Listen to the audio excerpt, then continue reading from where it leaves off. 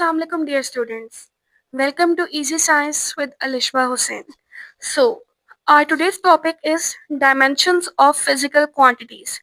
हमने last lecture में पढ़ा था कि किस तरह से हम लोग डिराइव्ड क्वांटिटीज को in terms of base units और बेस क्वांटिटीज एक्सप्रेस कर सकते हैं. अगर वो टॉपिक आपको समझ आ गया है तो डायमेंशन एक बहुत ही ज़्यादा इजी कॉन्सेप्ट है आपके पास. So this is dimensions of physical quantities. आप फिजिकल क्वांटिटीज की डायमेंशंस किस तरह से निकाल सकते हैं. तो डायमेंशंस के लिए आप एक बात याद रखें, डायमेंशंस हमेशा एक्सप्रेस की जाती हैं इन स्क्वायर ब्रैकेट्स. इस तरह से फॉर एग्जाम्पल अगर मैं आपसे कहती हूँ कि लेंथ की डायमेंशन क्या होगी, तो लेंथ की डायमेंशन आपके पास होगी कैपिटल एल. मास की डायमेंशन क्या होगी, मास की डायमेंशन होगी कैपिटल एम. और टाइम की डायमेंशन क्या होगी, टाइम की डायमेंशन होगी कैपिटल टी. आपके पास मेजर ये तीन डायमेंशंस हैं. जब भी आप डायमेंशंस निकालने का कहा जाता है तो आपके पास ये तीन डायमेंशन ज्यादा इस्तेमाल होती हैं, लेंथ, मास और टाइम. मींस आपको कोई भी चीज दी जाए, आपको वर्क कोई भी क्वांटिटी दी जाए, आपने उसको एक्सप्रेस लेंथ, मास और टाइम, आपने इन्हीं की बेसिस पे उसको एक्सप्रेस करना होता है, लेंथ, मास और टाइम. हम लोग स्टार्ट करते हैं. लेट्स सपोज मैं अगर आपसे कहती हूँ कि मुझे डायमेंशन बताएं वर्क की, आपको कहा जाता है कि वर्क की डायमेंशन निकाल के दें. तो वर्क की डायमेंशन कैसे निकालेंगे आप, सबसे पहले हम लोग वर्क का फॉर्मूला देखेंगे. वर्क का फॉर्मूला आपके पास क्या होता है, F dot D, force into displacement. तो फोर्स मेजर की जाती है force M A, displacement as it is. इनके यूनिट लिखें, मास का यूनिट केजी, एक्सेलरेशन का unit metres per second square और डिस्प्लेसमेंट का यूनिट मीटर्स. मींस आपके पास ये क्या बन गया, केजी, मीटर और मीटर, मीटर स्क्वायर और एस -2. यहाँ तक काम वही है आपके पास सारा. हमने इसको चेंज किया बेस क्वांटिटीज और बेस यूनिट्स के अंदर. अब यहाँ से हमने इसको डायमेंशंस में चेंज करना है. तो केजी किलोग्राम किसका यूनिट होता है आपके पास, मास का. तो मींस यहाँ पे आपके पास क्या आ जाएगा, मास. मीटर किसका यूनिट होता है, लेंथ का. मीटर स्क्वायर है तो मींस लेंथ का स्क्वायर. सेकंड, सेकंड किसका यूनिट होता है, टाइम का. सो मींस ये डायमेंशन क्या हो जाएगी इसकी, टी, और ये -2 as it is. So work की डायमेंशंस क्या है आपके पास, एम एल स्क्वायर टी -2. ये आपके पास डायमेंशंस आ गई वर्क की. तो इस तरह से आप डायमेंशंस निकालते हैं. मींस पहले आपने उसको सारा का सारा बेस यूनिट्स के अंदर लेके आना है, उसके बाद में देखते हैं कि वो यूनिट किसका होता है. मैंने आपको कहा कि आपका आंसर लेंथ, मास और टाइम में ही आएगा मेजर. तो आपके पास ये इसकी डायमेंशंस इस तरह से आप निकाली जाती हैं. एक और एग्जांपल देख लेते हैं हम लोग. लेट्स सपोज मैं आपसे कहती हूँ कि आप डायमेंशन निकाल के दें प्रेशर की. तो पहले अगेन फॉर्मूला लिखेंगे हम लोग. प्रेशर का फॉर्मूला हमारे पास क्या होता है, force by area. Force means M A और एरिया मतलब लेंथ इनटू ब्रेथ. यूनिट्स लिखें आप, मास का यूनिट केजी, एक्सेलरेशन का metres per second square, length भी हम लोग मीटर में मेजर करते हैं और ब्रेथ भी मीटर में मेजर की जाएगी. मींस ये हमारे पास बन गया केजी, एमएस -2 और मीटर स्क्वायर. यहाँ पे m की पावर 1 है, m का स्क्वायर है, ऊपर जाके पावर नेगेटिव में हो जाएगी. मींस 1 -2 और s -2 एज इट इज.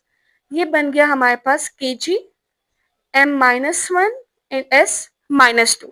अब इसको चेंज करना है हमने डायमेंशंस के अंदर. तो किलोग्राम किसका यूनिट होता है हमारे पास, मास का. यहाँ पे आ जाएगा मास.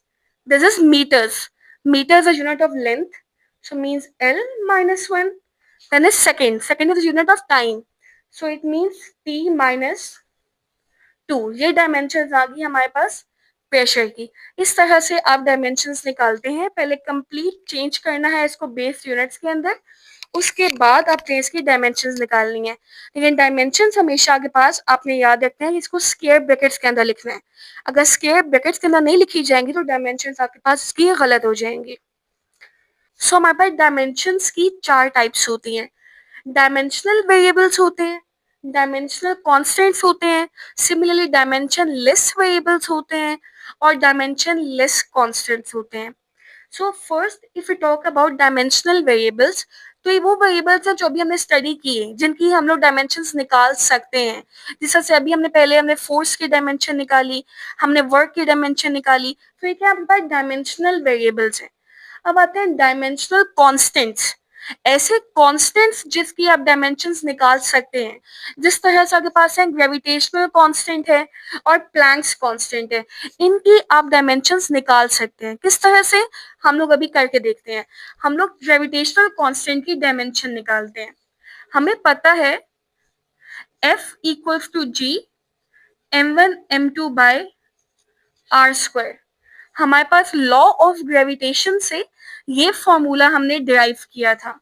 इफ वी टॉक अबाउट जी, यहाँ से हम ग्रेविटेशनल कांस्टेंट जी है, अगर हम लोग जी की वैल्यू निकालें तो क्या होगा, आर स्क्वायर डिवाइड हो रहा है, यहाँ जाके मल्टीप्लाई हो जाएगा, मींस एफ आर स्क्वायर, और m1 m2 मल्टीप्लाई हो रहा है, यहाँ पे आके डिवाइड हो जाएगा. अब हमने इसकी डायमेंशंस निकालनी है. सो फोर्स किसके इक्वल होती है, एम ए, ये आर स्क्वायर इसी तरह से रहने दें, और ये m1 m2 मास 1 हो और मास 2 है, तो मास ही ना, तो हम लोग इसको लिख सकते हैं मास का स्क्वायर. अब देखिए एक मास, यहाँ पे एक मास से कट आउट हो गया. अब बाकी आप फॉर्मूला पुट करिए, जरा वैल्यूज निकालें. यहाँ पे एक्सेलरेशन का यूनिट क्या होगा, metres per second square. Radius से मेजर करते हैं हम लोग मीटर्स में, मींस मीटर्स का स्क्वायर. और ये क्या है, मास. मास किसे मेजर किया जाता है, केजी में. तो आपके पास ये चीज यहां से आ गई.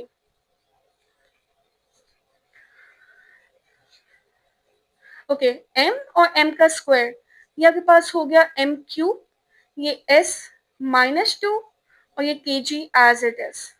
ऊपर जाके kg -1 हो जाएगा इस तरह से. ये m क्यूब इसी तरह और s -2 भी इसी तरह. अब इसको डायमेंशंस में लिखें, kg मतलब मास, सो m -1, मीटर मतलब लेंथ, सो इट्स लेंथ का क्यूब, और सेकेंड मतलब टाइम, सो t -2. ये डायमेंशंस आपके पास आ गई ग्रेविटेशनल कांस्टेंट की. इसी तरह से आप प्लैंक्स कांस्टेंट की भी डायमेंशंस निकाल सकते हैं. तो इन्हें कहते हैं डायमेंशनल कांस्टेंट्स. है ये कांस्टेंट्स, लेकिन ऐसे कांस्टेंट्स हैं जिनकी डायमेंशंस निकालना पॉसिबल है. इसी तरह कुछ डायमेंशन लेस कांस्टेंट्स होते हैं. ऐसे कांस्टेंट्स की डायमेंशंस नहीं निकाली जा सकती. जिस तरह से आप नंबर्स ले लें, 1 से लेके इन्फिनिटी तक नंबर्स ले लें आप, या आपके पास पाई है, पाई की वैल्यू क्या होती है आपके पास 3.14 समथिंग आपके पास आ जाती है, 22/7 कहते हैं आप इसको. तो भी क्या डायमेंशन लेस कॉन्स्टेंट्स है. Okay, so that's all. Thanks for watching.